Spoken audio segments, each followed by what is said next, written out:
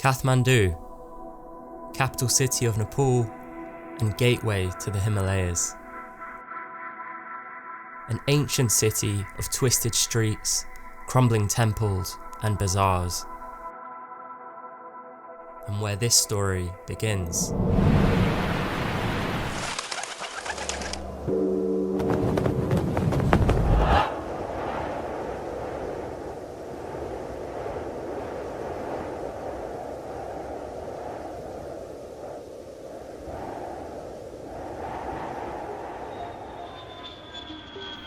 After a long journey, it feels so good to finally arrive. This will be home for the next day or two, our hotel and base to rest up and prepare for the mountains. Hi, I'm Brendan and I'm part of the Follow Alice team. For those of you who are new to our channel or follow Alice, we're a travel company that believes in the power of adventure to connect people from around the world. We use YouTube as a platform to educate, support and inspire our community. This time, leading me on the beautiful Everest Base Camp Trek, a journey that I wish to share with you all in this video.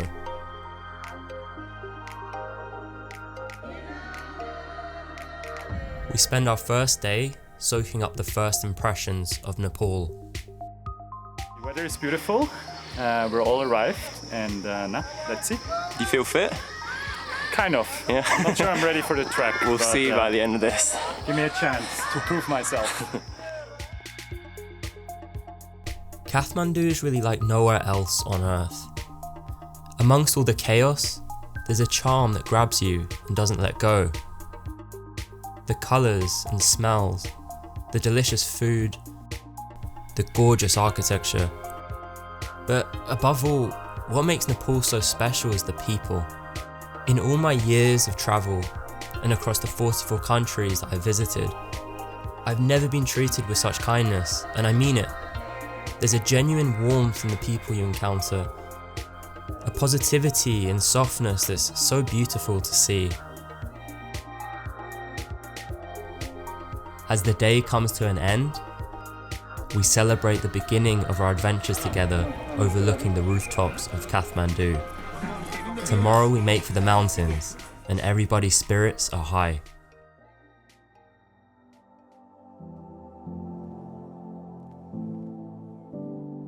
Today we'll catch our flight to the mountain town of Lukla, the official starting point of our trek. Lukla Airport serves as the only direct link between the Kumbh region and the outside world, as there's simply no roads in or out. The runway is famously short and pitched at a gradient, and the landing approach is flanked by gorges and sheer mountains on either side, making for one of the most spectacular flights anywhere in the world. Soon after takeoff, we slip above the clouds. Looking out across the landscape below, I can't help thinking about what lays ahead of us, our upcoming journey. 65 kilometers over 8 days, deep into one of the most extreme corners of the Himalayas, passing a string of ancient villages, glacial rivers, forests, suspension bridges and monasteries, and into the shadow of Mount Everest. Rather than doubling back the way we came, we will end the trek with a bang, with a soaring helicopter flight across the Himalayas back to Lukla. We're now gliding over mountains so close it feels like you can touch them. And as we descend, it feels like the entire plane is holding its breath.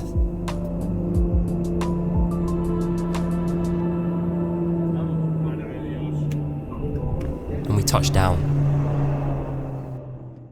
We take breakfast at a local cafe and salute the official starting point of our trek.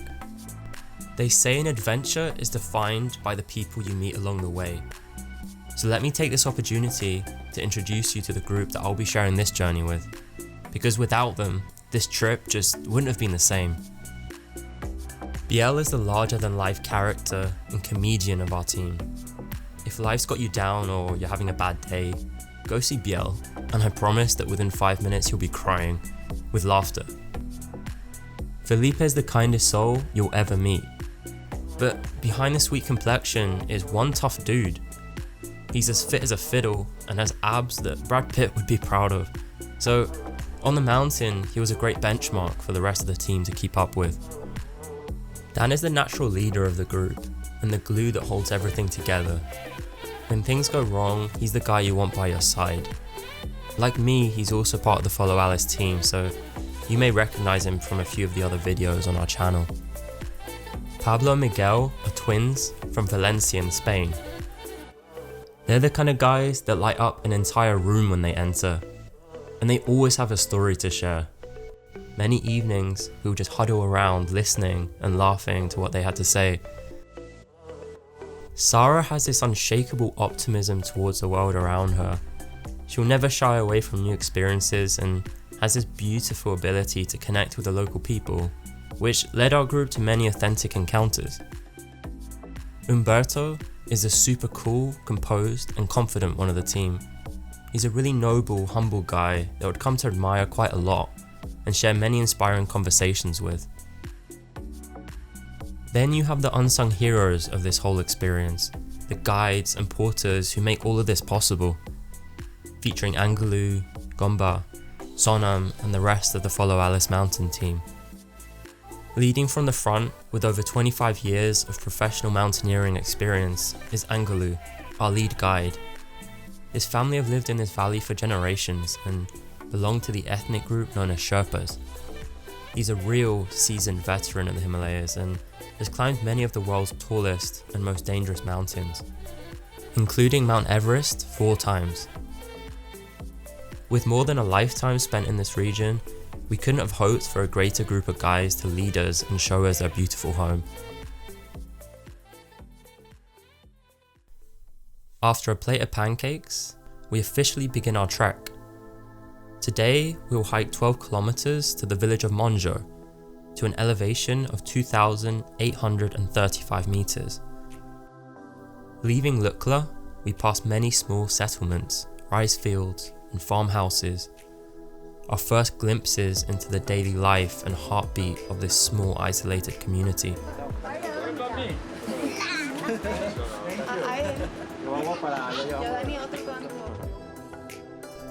We weave our way through forests and rolling valleys, following the Dudkosi River, a river that drains the snowmelt and glacial waters from the slopes of Mount Everest, and in fact the highest elevation river in the world. By early afternoon, a mist settles over the mountains, bringing the temperatures a few degrees cooler. And with 5 kilometers remaining, we stop for a tea and lunch break in Pakding.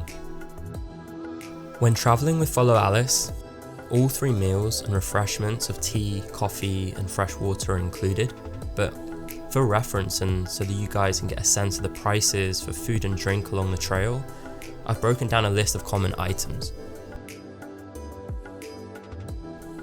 Just after 3 PM, we reach our shelter for the night.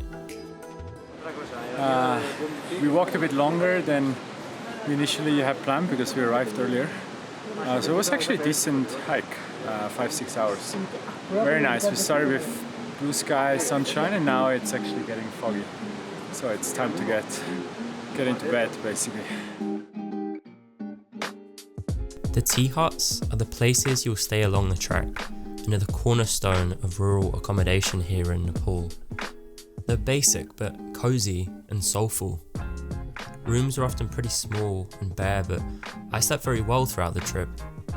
When it comes to amenities, hot showers and a laundry service are often available at lower altitudes, but like everything else on this trek, they become less common and more unreliable the further up you climb. Electric plug sockets to charge electronics are often found in the common areas and can be accessed for a small fee. Internet? Yeah, don't expect too much from the internet here. The common areas are the beating heart of any tea house. It's here that you'll spend your afternoons and evenings relaxing and recuperating after your day's hike. There's a very mellow, old-worldly atmosphere here. Strangers play cards together, and people pass the hours in simple ways, reading or chatting. As for the food, Nepali food is really tasty. You can expect rice, lentils, soups and curries. And I really strongly recommend you try momos, the Nepali answer to dumplings. They often have the choice of a few international dishes too. Talking about food, here comes ours now. Enjoy your meal. Thank you. After dinner, we play a few games of cards, and judging by Dan's lively energy levels, we're ready for sleep. You sleepy?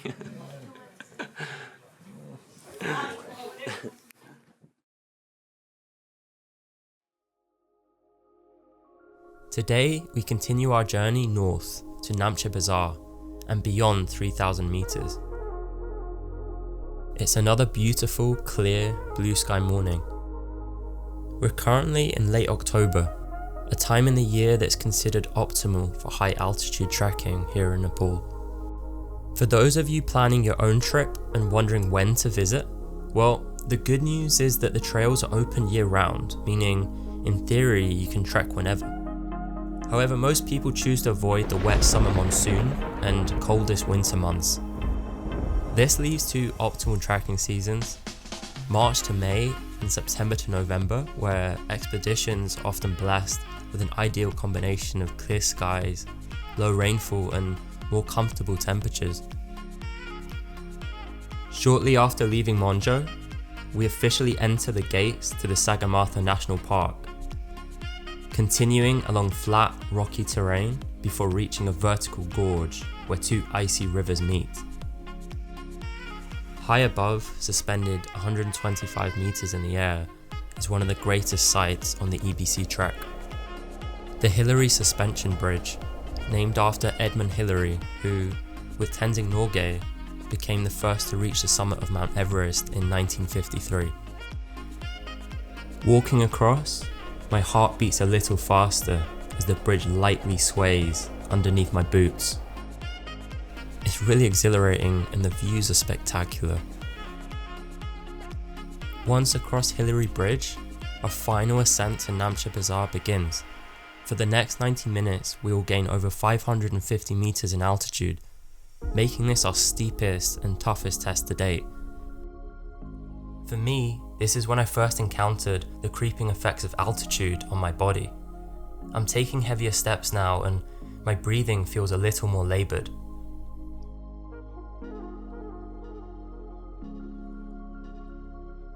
Just after 3 PM, we finally reach Namche Bazaar. For centuries, Namche Bazaar has served as a key Sherpa trading post and a place where communities from across the Kumbh region traded yak milk, cheese and other delicacies. We arrive at our tea house and settle down for a late lunch and rest. The rooms are really cozy here, with great views across the mountains, and the food is tasty too. But before we can call it a day, we have one final task to complete. Angalu wants us to hike to the nearby hilltops. This is because when climbing at high altitude, it's important to climb high and sleep low to help the body acclimatize. It's important practice, and we'll take an acclimatization walk every day for the remainder of our trek.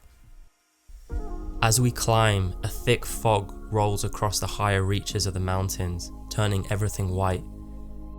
Everything feels like a dream. The next morning, I wake early with a really sore throat, and unable to sleep, I decide to watch the sunrise. I'm not feeling 100% in all honesty, but hopefully it passes. For now, I'll stick to ginger tea and lemon. Today is our acclimatization day, meaning that we'll stay another night here in Namche Bazaar. Our plan is a day hike to the world famous Hotel Everest View, a luxury hotel perched at a record-breaking 3,880 meters above sea level. It really feels like we've reached a new stage of the trek. The temperature, the air, and even the vegetation, it all seems different. This is by far the most impressive section of the trek to date, and it's great to see everybody so excited and smiling. For another hour, we follow a meandering path across the mountains and through a beautiful patch of fir trees and rhododendron forest until we finally reach our goal. The Hotel Everest View is a beautiful place with a fascinating past. It's actually the creation of a Japanese mountaineer who came here in 1962, fell madly in love with Nepal and never returned home. We enjoy a well-deserved tea break on the sunny terrace and soak up the breathtaking panorama. And we take the opportunity to explore the hotel and find that inside there's even a grand piano.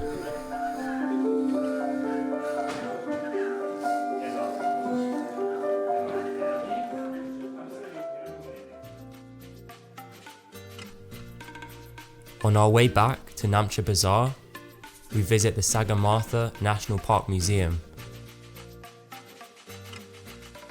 before finally calling it a day.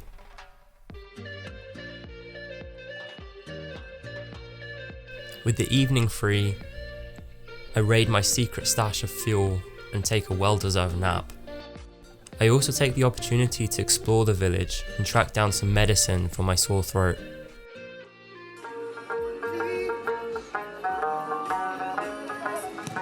Namche is a good place to stock up on supplies before pushing on. Here you'll find everything a traveller needs: an ATM machine, restaurants, arts and crafts, hiking shops, and most importantly for me, a pharmacy.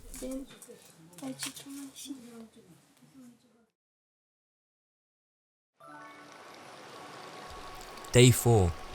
Today marks the official midway point of our trek. Ahead of us lie the greatest challenges of this journey. 4 days and 40 kilometers that will push every one of us to the very edge of our limits. Our next stop is Tengboche, a picturesque village at 3,855 meters.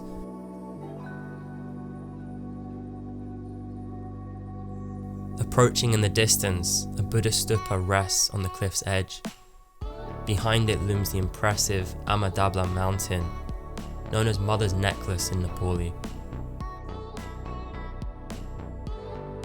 We also catch sight of Lobuche, and to the west we are blessed with clear views of Mount Everest. An enormous plume of ice and snow blows from its windswept peak. Everest is so high that the summit actually pokes into the jet stream, meaning that ferocious hurricane-force winds lash the summit for much of the year. With 5 kilometers remaining, we descend into forest and towards the river below.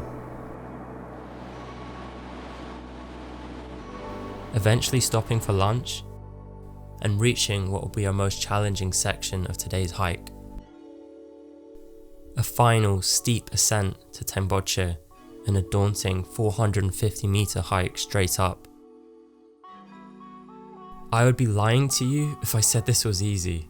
It's really steep and it takes it out of you. But by taking it slow and with plenty of breaks, we steadily push on. This is really tough. The toughest so far. I think we got about another hour to go. Really goddamn tough, and it's also 12:30 p.m. so sun is hitting on us.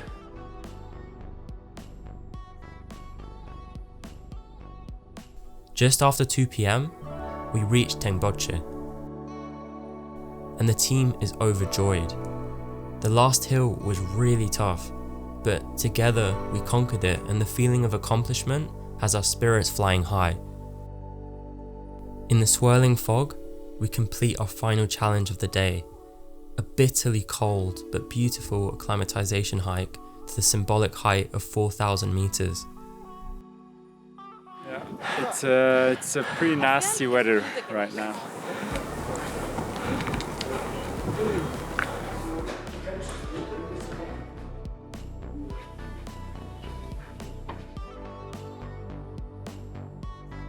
As the evening draws in, the kitchen fires up its ovens and stoves. We read and play chess in the glow of the fire as an icy wind blows and whistles outside. Just before bed, I braved the freezing temperatures to step outside to watch the last light fade over the Himalayas. For the first time on this trip, I feel 1 million miles away from home. But I savour it. This is what travel is all about. Temperatures last night were the coldest they've been throughout our time in the mountains, but I'm awake early to watch the sunrise. It's not only the views, but the sounds that are unforgettable.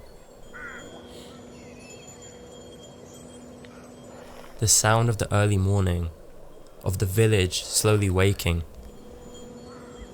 I couldn't imagine a more beautiful way to start the day. We eat a quick breakfast and it's time to get going. Today we'll journey 11 kilometers to the village of Dingboche. We pass the impressive Tengboche monastery. At more than 100 years old, it's been destroyed and rebuilt twice after earthquake and fire. It's a powerful symbol of Nepali resilience and spirituality. As we continue, we enter another breathtaking section of the trail, through farmland, forests, and another suspension bridge. All the while, the familiar presence of Amadablam looms on the horizon. Today, we make a new friend, a furry friend that keeps us company all the way to Dingboche.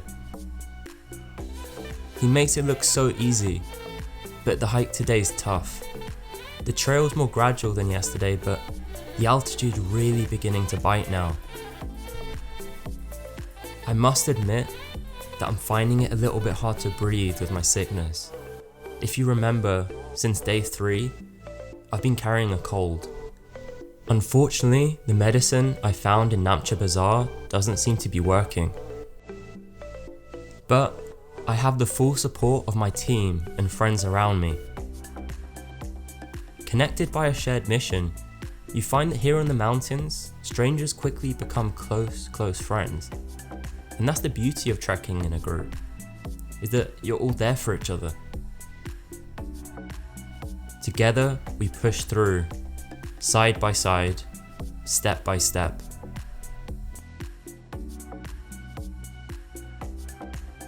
After 5 hours on the trail, we reach Dingboche.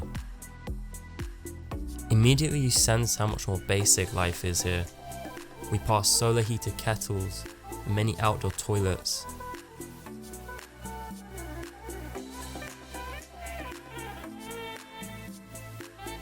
And finally, refuge for the night.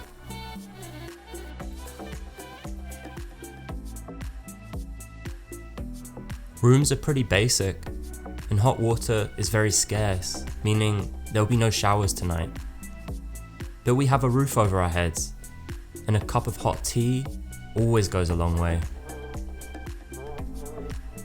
That night, we all go to bed early. We're quite exhausted, but we sense that we're making good progress, and for the first time, the finishing line feels within reach.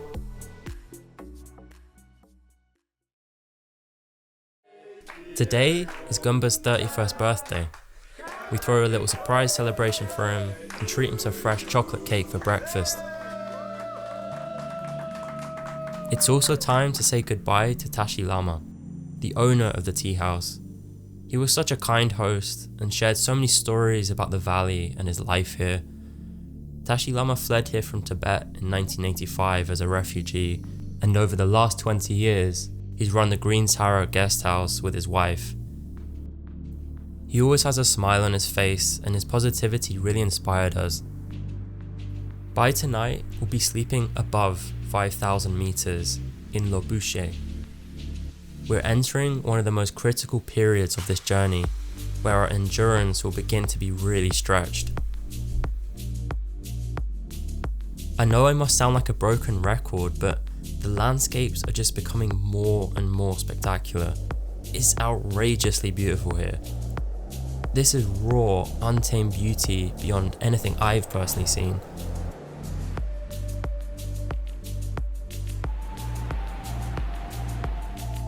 "1 hour in, and everybody's attention turns towards the horizon. Up ahead in the distance, the trail cuts a steep path across the mountain face, 220 meters straight up. We have made it to Lukla Pass. At this altitude, those final grueling steps really are some of the toughest you'll ever experience. But reaching the top, we're rewarded with the most impressive views of the trek so far. We're also met with a landscape dotted with unusual stone structures. Gumba explains that these are memorials to the hundreds of climbers who have sadly died attempting to summit Mount Everest. He points out the shrine of a friend from his village who a few years earlier never made it back to his family.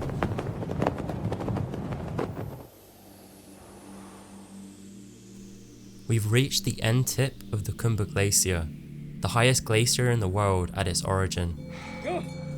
Long gone are the rice fields, pine forests and grasslands.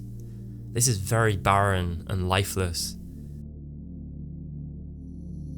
We stop for a well-deserved lunch along the way.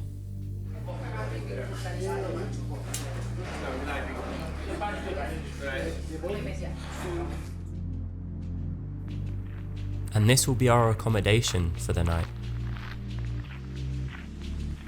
You'd be excused for thinking that this is the secret lair of a James Bond villain. But it's a functioning Italian research station constructed in 1990. It's been measuring the pollution levels in our atmosphere ever since. And thankfully for us, they welcome trekkers.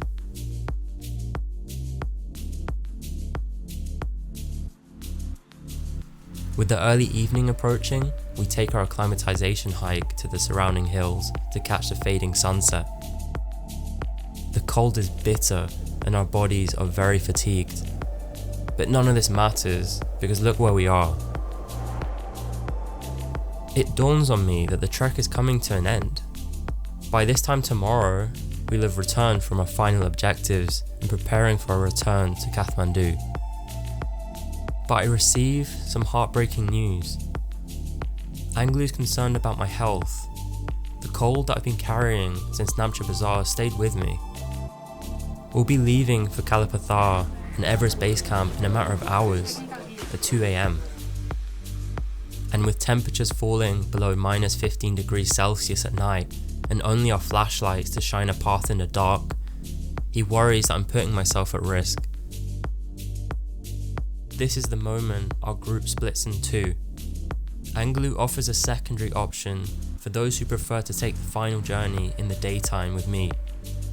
A second group consisting of me, Sarah, Biel, and Umberto will leave at 8 AM instead and head straight for Patthar. I'm devastated, but I have to put faith in my guides, and safety always comes first on the mountain. As I prepare for bed, Dan and Felipe prepare their gear. Excited is a very ambitious word. We'll see. Excited and scared. Good luck. Excited and scared.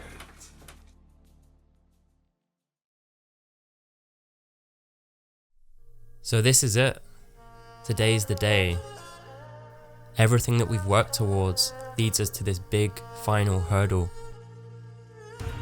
Today will be a slow crawl to 5,644 meters across uneven and rocky terrain. Patthar is the highest point you can climb here without a permit. The views across Mount Everest are said to be amongst the best anywhere. The sunshine up here is dazzling, and there's not a cloud to be seen, which we take as a good omen. We follow the Khumbu Glacier until we reach Gorek Shep. This small settlement was the location of an earlier base camp for Mount Everest in the early 1950s. It sits on the edge of a frozen lake bed and marks the beginning of the grueling ascent up to Patthar. It's quite a sight, a wall of rock 480 meters straight up. With little baby steps, we begin a slow crawl up the mountainside, one foot in front of the other. I can tell you now that this is the hardest thing I've ever done. Every step forward feels like a small victory. But with the finishing line so close, our determination is the highest it's ever been.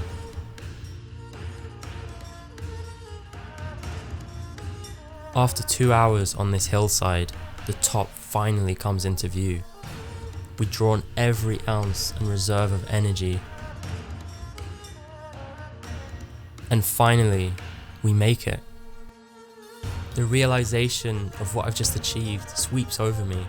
Pure euphoria, rushing euphoria. Every fibre in my body is spent. But the views across Mount Everest and the Himalayas are worth every drop of sweat, every ache and tear.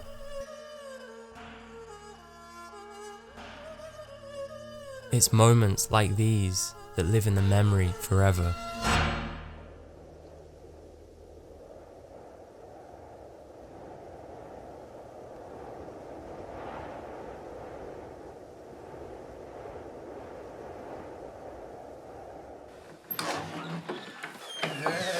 How was it? Congrats! You survived? Man, it was one of the toughest days in my life. Yeah. Me too, so I can't imagine for you.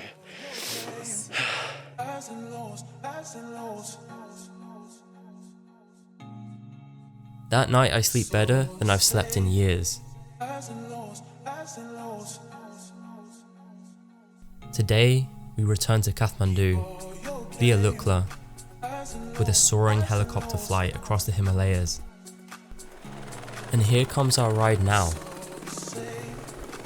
This journey for me has been so emotional, challenging, rewarding, eye-opening and everything in between. 8 unforgettable days of new experiences, new friends and memories that will last a lifetime. I'm disappointed that I couldn't make it to Everest Base Camp, but I'm proud of myself and I couldn't have asked for a better experience. Here's to new adventures. Oh, you came as a